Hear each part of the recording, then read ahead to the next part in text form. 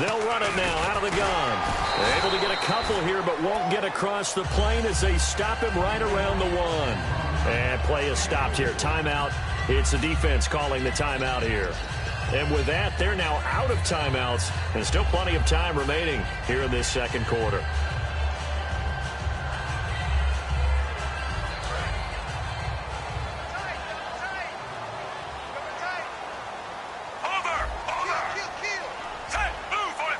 Smith keeps it on the sneak. He trying to get the nose of the football across to no avail, and now it's 3rd and goal. Almost want to go Shakespeare here. My kingdom for a yard. Quarterback sneak, nothing doing. Better be careful. Shakespeare might sue you. Yeah, he might come get me, right? Good luck with that, Bard. Well, they held him out on 2nd down, and now here's 3rd and goal. The play clock's running down. They'll let Charles try and get him in. And this will result in him losing yardage back to the 3. He lost 2, and it brings up 4th. Partners, decision time now. I know it's still just the second quarter, but you have an opportunity to either kick the field goal or go for it and try and score a big-time touchdown. This is why the head coaches get paid the big bucks.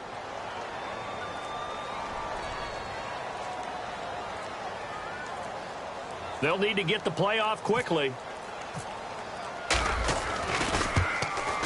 And Santos able to put this one up and through. It's good. And the Chiefs are out to a 3-0 lead. And Charles, they get the field goal. Took them a dozen plays, though. Work with me on this one. You know what I'm about to say, right? Bend but don't break. That's what came into play here for the defense. 12 plays were run at them. They only gave up 3 points. In a lot of ways, that's a win for the defense. Atlanta now coming out on the field. And on that last drive, went for it on 4th, turned it over. A good job by their defense, though. They held them to 3, but this offense, they've got to be a little bit better, a little bit more careful here. And sometimes when you see these calls on 4th down, when they decide to go for it, it's not necessarily the coach saying, I believe in my offense. Sometimes the coach saying, I believe in my defense. I can afford to go for it here, because if we don't get it, I don't think we'll give up more than 3, and that's exactly what happened there. You think that factored in? I do. I think that he had that in his mind going into the game, that I'm going to be aggressive on offense because I know I've got a defense that can hold up their end. Here's Ryan. And the hit jarred it loose. It's incomplete. Well, they went for the big play there, but that drop could really hurt their momentum.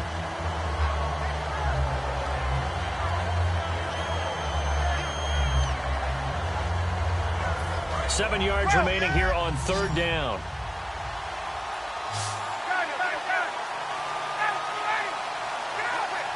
And he motions the wide receiver.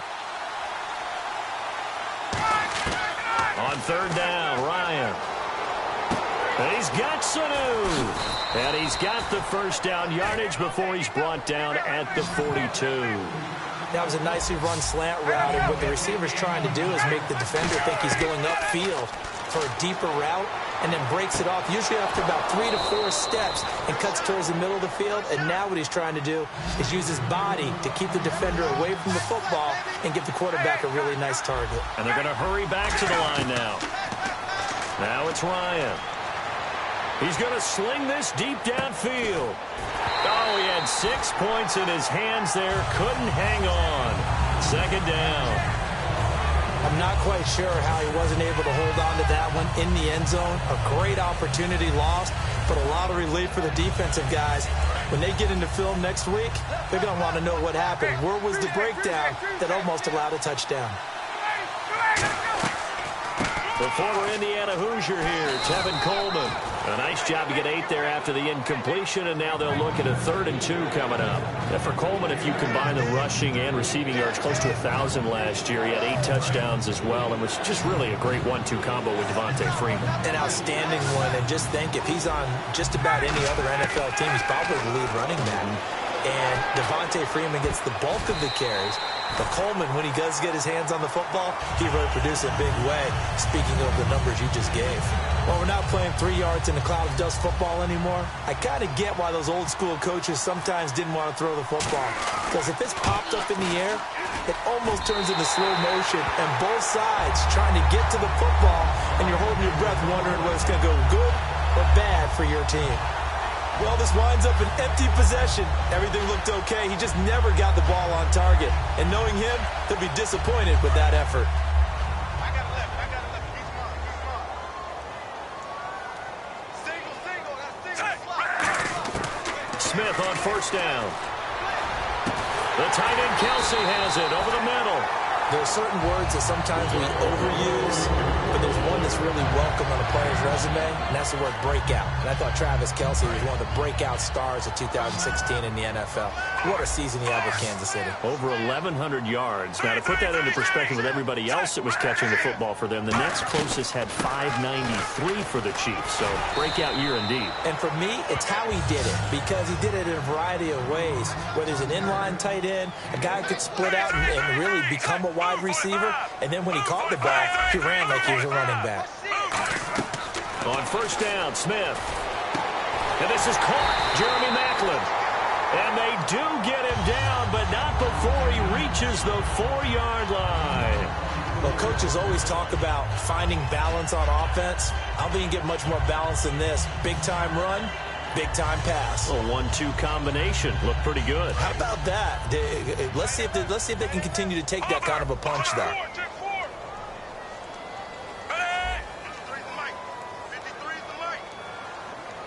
From the 4-yard line, it's first and goal now. They run. Charles. He'll get 2 out of that run, and it's going to bring up a second and goal. They know that old expression, it's not my night. It hasn't been his so far. I don't know if the legs are a little bit... And that is caught. Touchdown, Kansas City. Anthony Sherman in the final seconds of the first half. And the Chiefs are able to grow their lead. And that's a lead that excites a team as they head into the half. Good way to finish things off. Yeah, able to extend that lead, and you always say it, that can totally change the complexion of half number 2. Yeah, it changes your morale, changes your outlook. But even before that, let's see if they decide to kind of squib kick or what they're going to do on the kickoff, because you don't want to give up a big play right before the half ends. Good point. This is fielded a couple yards deep. And the decision to bring it out, a good one, as he's up a yard or 2 shy of the 30. Atlanta now coming out on the field. And from this spot in the field with the clock where it's at, you think we're just going to see a knee and that's it? And I think in this situation, that's the proper play. But we do know there's some risk takers out there that may want to take one more shot before the clock runs out. He's got time. He's going to float this one deep right side. And this one is incomplete. So we've hit intermission. It's halftime. This is the NFL, and it's a presentation of EA Sports. So both teams have their marching orders, and we'll get going again here in quarter number 3. This will be taken in at the 1. And he'll make it across the 20 as his guys will set up shop at the 23-yard line. Atlanta now coming out on the field. They come out here with a 0 on the scoreboard. What was said in that locker room? That's what I want to know. I would love to have been in there, because we often have the feeling that there's a lot of shouting, screaming, people upset. But typically, halftime locker rooms are a lot more clinical than that. And in this case, are they upset that the plays weren't working because of execution, or did they think they were just bad plays to call? Yeah. We'll find out pretty quickly here if they feel like they had something going, but they just need to do it a little bit better or not. We'll find out.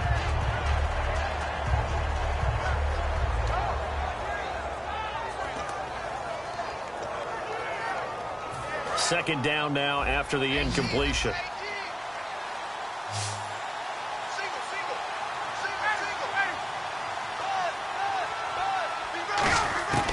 Second and 10. It's Ryan again. And his throw here's incomplete. He was trying to hit Taylor Gabriel that time. Third down here. We know it's not an easy job to go out and catch passes when people are trying to tackle you and knock the ball away. But the bottom line is, that's a pass he's got to have and a pass he should have caught. So here we go now. An extra defensive back in there on 3rd and 10. Ryan surveying the field. Hit as he throws there, incomplete. He was looking for his tight end, Jacob Tamme there.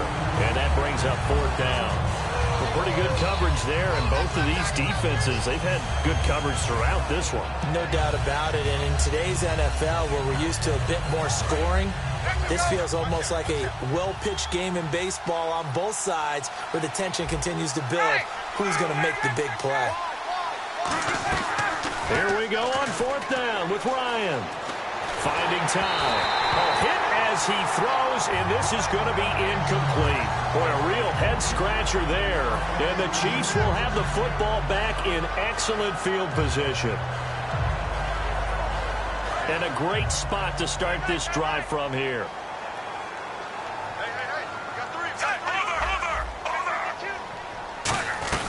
They'll try and get the running game going with Jamal Charles. It's a 7-yard carry to set them up with a 2nd and 3. Some runs are blocked so well, you almost forget that someone has to carry the ball to gain the yardage. The leverage by the offensive line to create space up front, really well done. Again, it's Charles. They got 2 of the 3 they needed there. It leaves them with 3rd and just a yard. In order to play really good run defense when you're playing a 3-4, those 3 guys up front, the nose tackle and the guys they call the defensive ends, they're usually big people because they're going to have to eat up a lot of blockers because it's usually 5 on 3. And when they do their job well, guys who play on the inside, those inside linebackers, they will just roam and hit. He needed 2, he got 1, and that's going to leave him with 4th down and a yard. Partner, when you're not able to run the ball successfully, it really messes everything up for an offense because no longer are you setting the tone and dictating the game. If you do want to throw the ball, play action's kind of gone out the window because they don't respect the run. And last but not least, you don't get to dictate it all when you want to throw the football, and that really hurts you as an offense. Time running out here on the play clock. And the play clock about to expire. Andy Reid notices it and takes a timeout. It's just their first, so 2 remaining as they burn 1 here in this 3rd quarter. And no signs of the field goal unit. They're going for it on 4th down. They'll run forward with a fullback, Sherman. Just a 1-yard pickup on the play. And on 4th down, they're able to convert and move the sticks. I have to tell you, this play call surprised me a bit here on 4th down. This isn't 4th and 1. They need a few yards here. But it's the element of surprise to give it to the fullback that I think ultimately is what's going to get them the 1st down. Play clock winding down. They'll run it now out of the gun. And he is met at the line of scrimmage, and he goes down right there. That's going to go as a loss of a yard, and it'll be 2nd down. Well, in that play, the expression, don't blink, you might miss something, certainly applied. That was fast. Defense diagnosed the play, and it was over in a heartbeat. They'll try the air now with Smith. A dump off for Charles. And the stop will come inside the 5 at the 4. It'll be a gain of 9, and that'll bring up a 3rd down. I know most of the time when the ball's in the air, you're thinking wide receiver, tight end, but running backs, they can be a big part of any passing offense nowadays. And here comes play number 6 on this drive. The play clock's running down. Short yardage situation. Here's Charles. And now a timeout defensively by the Falcons. It's just their first, so 2 remaining as they burn 1 here in this 3rd quarter. Here's Cairo Santos now for the Chiefs field goal. This a fairly straightforward 22-yard short attempt.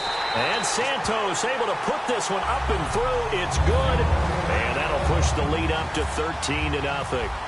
So put another 3 on the board, and all things considered, a good opening drive here to begin the 3rd quarter. It sure was. I think as a head coach, you're happy to come out and put a little drive together, take the 3 points, and build on your lead. Here comes the Atlanta offense now ready to take over here. And last time we saw them go for it in kind of an unusual situation. It's not like it's a 4th quarter do or die. They went for it, didn't get it. We'll see how that affects them this go-around. Partner, I'm wondering if we're starting to see the effects of analytics coming into play here, where people are studying the number of possessions, how many times you should go for it, what position it leaves your team in. Maybe we're starting to see a little bit of that creeping into the NFL game. Yeah, I think we've seen it in other sports, maybe into the NFL now as well. He couldn't quite hold it. Got hit. Ball pops out. Incomplete. I know exactly why I tried to throw the ball to Julio Jones there. He's never considered covered. He's either too fast or too strong. You always try and get it to him. Especially on those deep passes.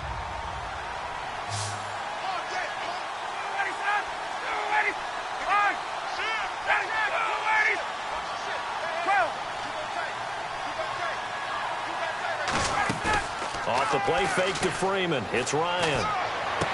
Caught on the right side by Jones.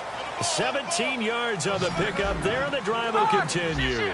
Looking to speed things up here, going with some tempo. And there they went crossing route against his own defense. What do you think of that? Takes real coordination between the passer and the receiver because you've got to read those zones and where the open spots are and be on the same page with the guy throwing the football.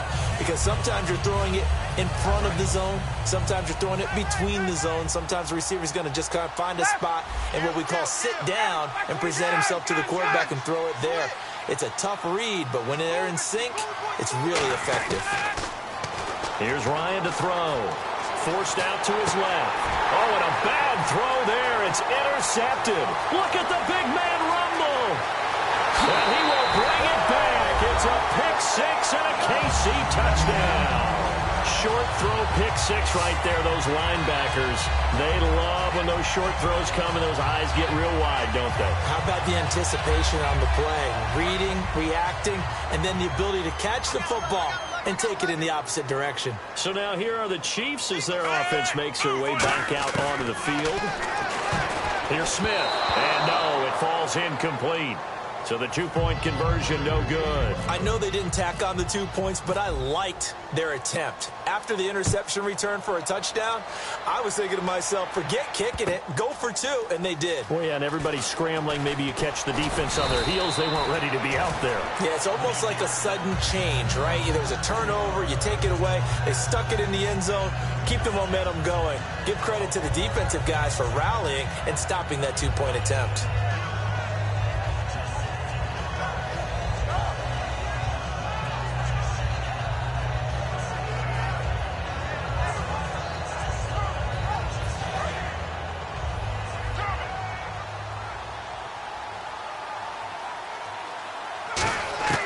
They'll throw on first down with Ryan.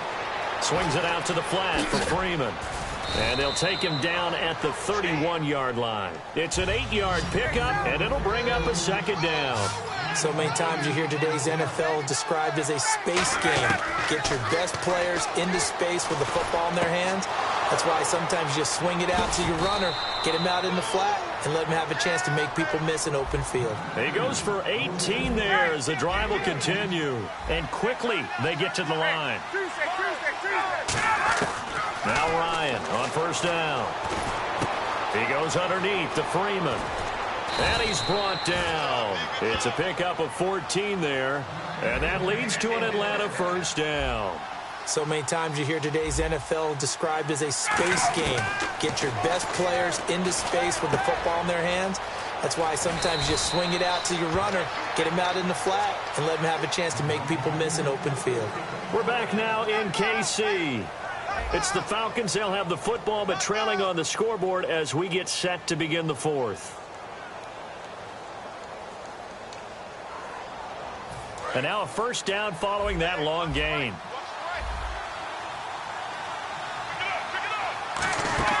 Now a play fake here on first down. And incomplete. He dropped it in the end zone. He was looking for Mohamed Sanu there. And that'll bring up second down. After all the preparation, all the practice, a play like that will absolutely break your heart. They had everything they wanted, just unable to complete it. In the end zone, a big-time drop. Second and 10 now. Ryan. That is caught inside the 5. A nice pickup of 14, and it moves the stick, sets up a 1st and goal. Almost not fair. The big guy running the corner route, being able to lean and push and get to where he wants. So how do you stop it? A lot of times you want to have a linebacker on him, a bigger body guy who can handle him physically, but a lot of times that doesn't work as well because his quickness often wins the route. And the wideout in motion. Again, Ryan. And he's got his star receiver. It's Jones for the Falcon touchdown. Julio Jones from 3 yards out. And the Falcons get a bit closer. And they're able to cut the deficit to 12.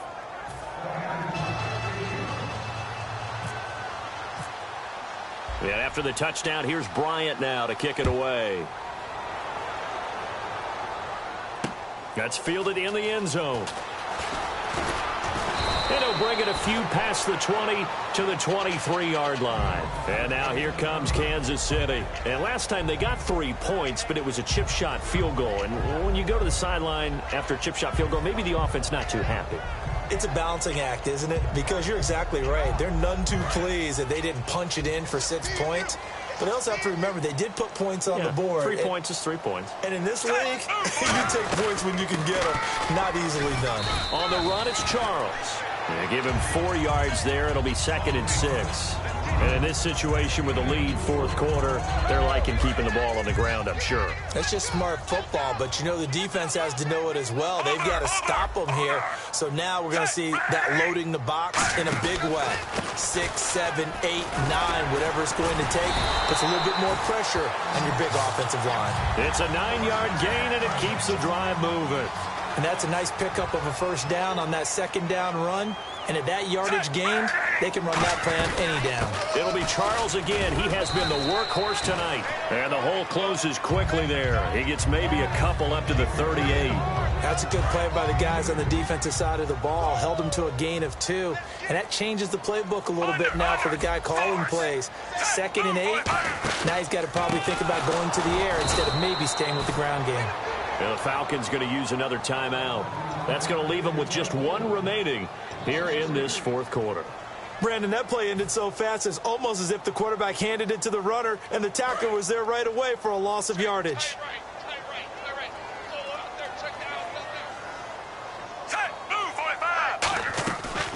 They'll run it now out of the gun. And unable to get downhill there as he'll take this up to about the 37. Now here's a whistle and a timeout. It's called by the receiving team here. So that will leave them with no timeouts left. Still plenty of time on the clock. We'll see how that affects things here in this 4th quarter.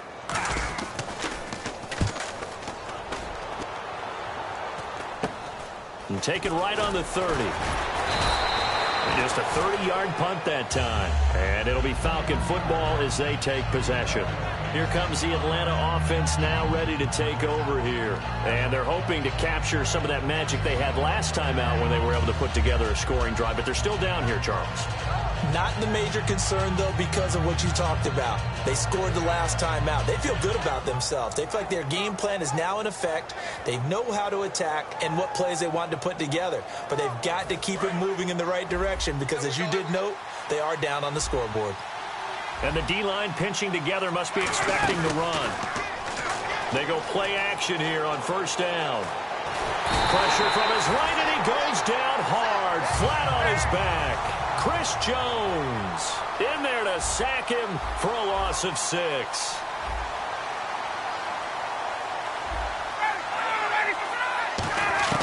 Now Ryan on 2nd down. And pressure coming, and they got him once again. Chris Jones in there to drop him for his 2nd sack now here tonight. And this will probably be the final play before the 2-minute warning. Time for a break. We're back to finish this one off after this. And the offense now will try to regroup after the sack on 2nd down. And an extra DB here for the Chiefs on 3rd down. Pass situation. Now Ryan hit, and he lost the football. And it's picked up by the Chiefs. And they will